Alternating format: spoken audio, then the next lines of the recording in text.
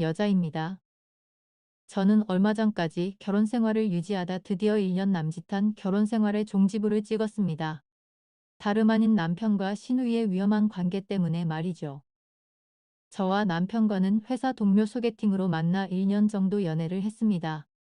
남편은 저보다 2살이 많았고요. 워낙 책임감도 강하고 사람이 좋아 제가 많이 의지를 하게 되더라고요. 남편은 결혼하기도 전부터 저희 부모님께 참 잘했습니다. 워낙 싹싹하고 이쁜 짓을 많이 하니 저희 부모님께서는 제 신랑감으로 이미 점 찍어 두시고 얼른 날짜 잡으라며 매번 독촉하셨어요. 하지만 남편은 결혼 얘기가 나올 때마다 늘 주춤거렸습니다. 남편은 어렸을 적 일찍 어머니를 여의고 신적으로 힘든 학창시절을 보냈다고 합니다. 시아버지는 그 이후로 한 번 재혼을 하셨지만 성격 차이로 이혼하셨다고 했고요. 전 부인은 외국에 나가 산다고 하더군요. 두 부자가 오랜 시간 같이 생활해서 그런지 다른 가족에 비해 좀 더 애틋한 무언가가 있었습니다. 아버지께서 심장에 지병이 있으셨던 터라 남편 딴에는 아버지를 혼자 둘 수 없어 결혼을 미뤘던 거라 하더군요. 저는 남편을 얻기 위해 큰 결심을 하게 되었습니다. 자기야, 그럼 우리 아버님 모시고 사는 건 어때? 지금 살고 있는 곳 평수도 넓고 해서 따로 집 구할 필요도 없을 것 같은데 나 아버님께 정말 잘할게. 하니 남편은 고맙다 하며 제 손을 잡아주더군요. 시아버지도 절 기특해 하시며 제 합가를 내심 반기는 분위기였습니다. 저희는 그렇게 결혼을 했고 시아버님 댁에 들어가 같이 살게 되었습니다. 남편은 저한테 더 잘하려 노력했고요.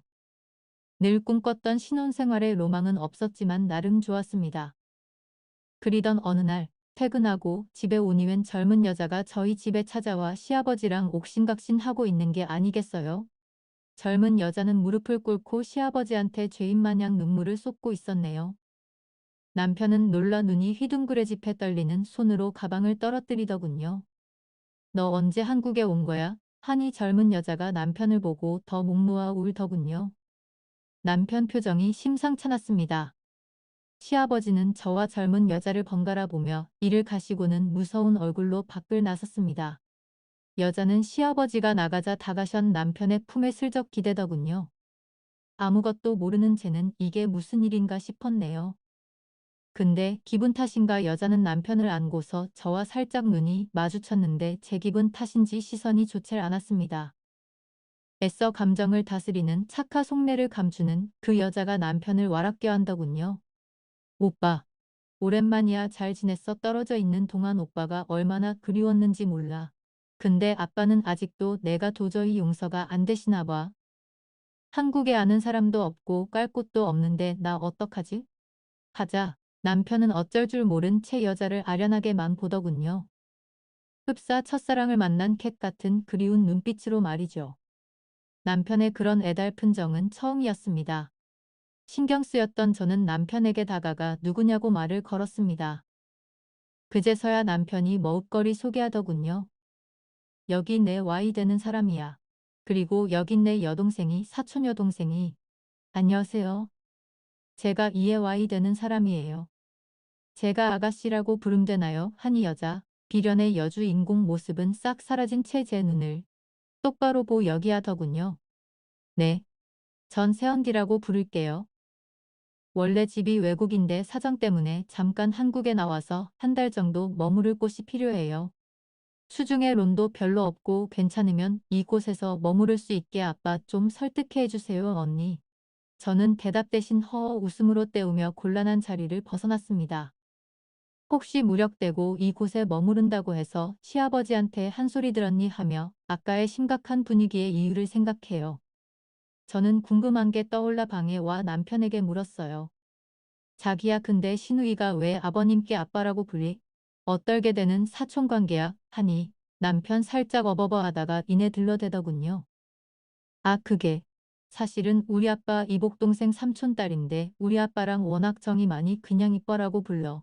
아 배달은 형제분이라 우리 결혼식에도 안 오졌구나 어쩐지. 제가 상황을 단숨에 이해해 버리자 이상하게도 남편도 덩달아 안도의 숨을 내쉬더군요. 얼마 있다 시입배지는 집으로 돌아오셨고 시 여동생과 밖으로 나가 한참을 얘기하다 들어오시고는 한 달 동안만 제게 시누이가 지내는 것에 양해를 부탁한다 말씀하셨습니다. 남편이 말한 사촌 여동생은 현재 저보다 2살 어린 29살이었고 결혼해서 이혼한 지 얼마 안 됐다고 했습니다. 동생의 말을 헤아려 특히 앞에서는 우리의 탈탈한 애정행각 같은 조심하자고 했네요. 남편과 사촌 여동생은 어릴 적 형제 쳐 컸다고 했습니다. 그러다 여동생이 5년 전 외국으로 이민을 갔고 그쪽에서 결혼해서 살다 잠깐 한국에 나왔더군요. 안타까운 신우 사정을 들은 저는 가른 여자로서 마음이 쓰였네요. 남편과 신우는 웬만한 친남매보다 유난히 사이가 있습니다. 선우는 아버님이 안 계실 때마다 남편에게 하루 종일 딱 불어있으면서 잦은 스킨십을 했는데 짜증날 정도로 눈에 거슬리더군요. 남편의 머리를 쓰다듬기도 하고 무릎 위에 누워있기도 했으며 가용 남편이 너무 사랑스러운 듯 불에 깜짝 뽀뽀도 하는데 이건 마치 연인이 할 법한 행동 아닌가요? 아무리 사촌간이라도 남녀가 유별하고 임자인 죄까지 있는데 이건 아니다 싶었습니다. 저는 물 앞에서 참다 못해 날 잡아 얘기했습니다. 아가씨, 저희 남편이랑 너무 노골적인 게 아닌가요?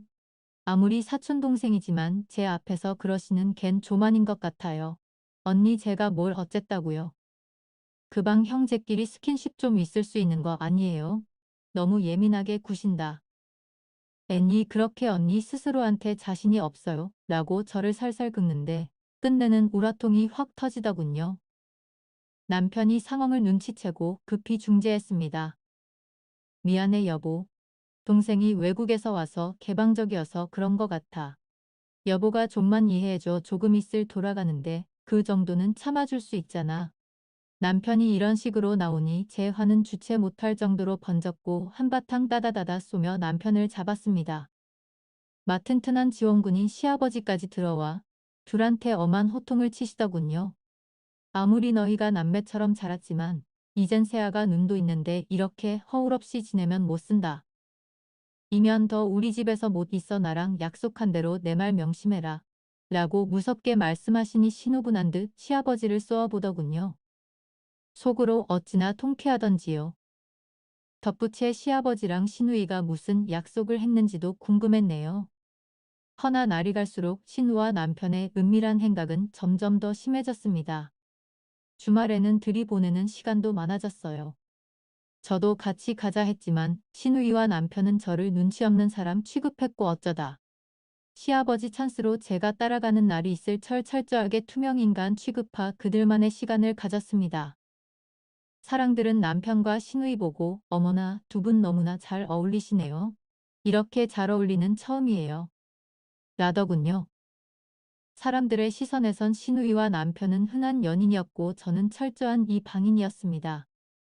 남편한테 화내봐도 그때뿐이었고 시누이 얘기만 나오면 싸움으로 번져 말도 하기 힘들었네요. 그나마 시아버지가 제 편이라 시아버지한테 말씀드리면 좀 낫게 했으나 해져버리는 집안 분위기 때문에 그것도 쉽지 않았습니다. 참 덕이가는 한이더군요. 그러던 어느 날 사견이 터졌습니다. 회사에서 근무를 하고 있는데 동생한테 전화가 왔어요. 언니 큰일 났어. 엠마가 이모네 가셨다가 교통사고 났대. 좀 콕에 다신 같은데 어떡해? 저는 심장이 쿵 떨어지며 놀란 맘에 회사를 조퇴하고 엄마가 입원해 있다던 이 시간거리의 지방의 병원으로 달려갔습니다. 헐레벌떡 병원을 도착하니 엠마는 수술실로 들어간 후였어요. 동생은 울고 있었고 이는 걱정스러움에 잔뜩 굳은 얼굴로 의자에 마니게 제가 위로해드렸네요. 제가 남편한테 연락하려 했지만 아빠는 괜히 바깥에서 일하는 사람만 걱정 줄 필요 없다며 하시는데 그래도 알까나라의 삶에 연락했습니다. 그런데 남편이 전화를 안 받더군요. 저는 시입버제안까지 연락을 드렸지만 마찬가지였어요. 저는 결국 남편에게 저희 엠마 사교 소식을 전하며 아무래도 오늘 들어갈 것 같다고 톡을 남겼고 보는 대로 연락을 날라 했습니다. 사실 남편과 시누이만 무교 집을 비운다는 게 말에 캘렸지만 엠마가 저렇게 계시는데 집으로 말 수도 없는 노릇이에서 어차피 시아버지도 함께 계시니 엄마만 신경 쓰기로 했네요. 다행히 저의 엄마는 무사히 수술을 마쳤습니다. 병실에서 잠이 든 엄마를 보니 제 가족은 그제서야 맘이 놓이더군요. 아빠는 출가의 인인 제가 나와 있는 게 염려됐는지 엄마 걱정 말고 집으로 가라 몇 번이나 말씀하셨고 저는 어쩔 수 없이 내 남편이랑 퇴근 후 다시 들르겠다고 하고 집으로 돌아가기로 했습니다. 힘들게 운전 후 집에 도착했는데 집안 분위기가 뭔가 이상했습니다. 시간이 10시에 안 됐는데 아무도 없는 것처럼 거실에 불도 안 켜지고 깜깜한 게 벌써 자나 싶었네요.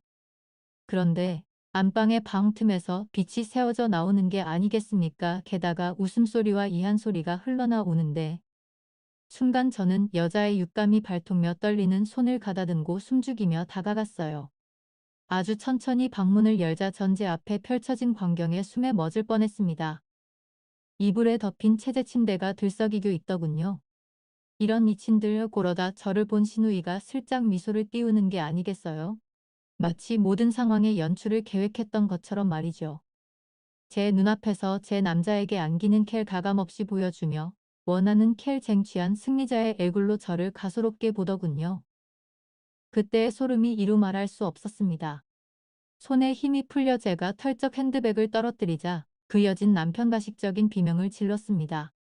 꺄아 오빠 어떡해 언니가 다 봐버렸어. 여보.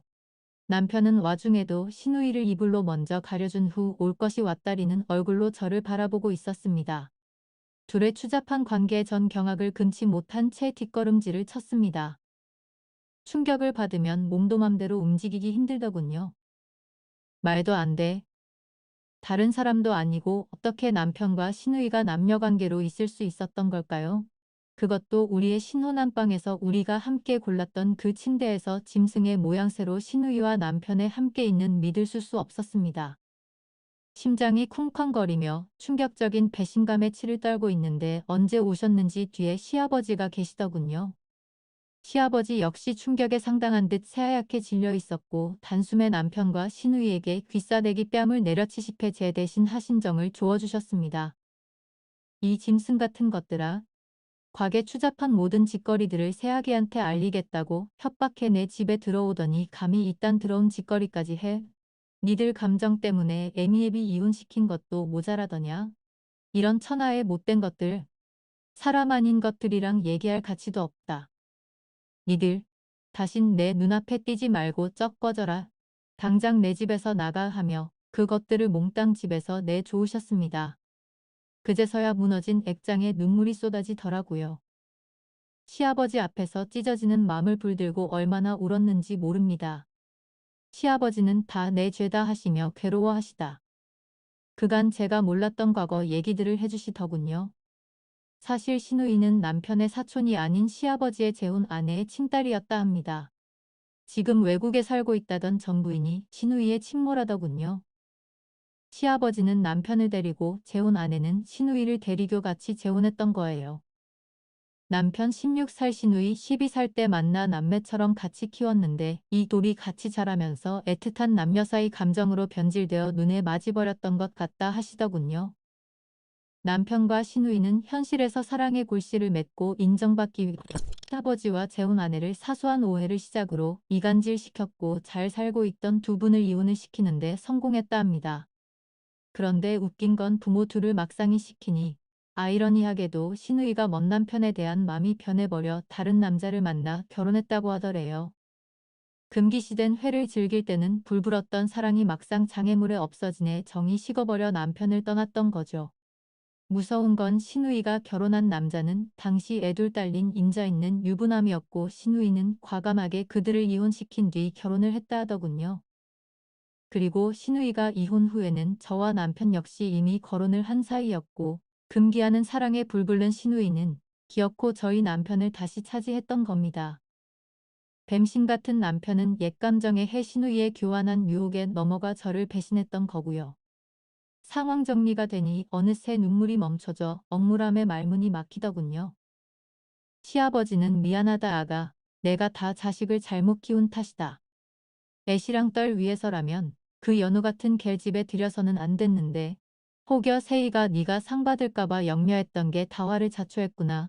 상처에 문드러진 지금 내 속을 때 뻔히 아는데 부모 욕심 미자교 널 불행하게 만들 수는 없으니 내가 모록 잘 선택하려무나. 라고 하시는데 저는 그들 사랑에 엑스트라 취급받으며 철저하게 기만당했다는 사실에 너무 화가 나서 이칠 것 같았습니다.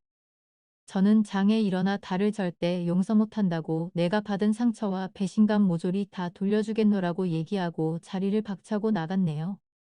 어찌됐든 답은 하나였습니다.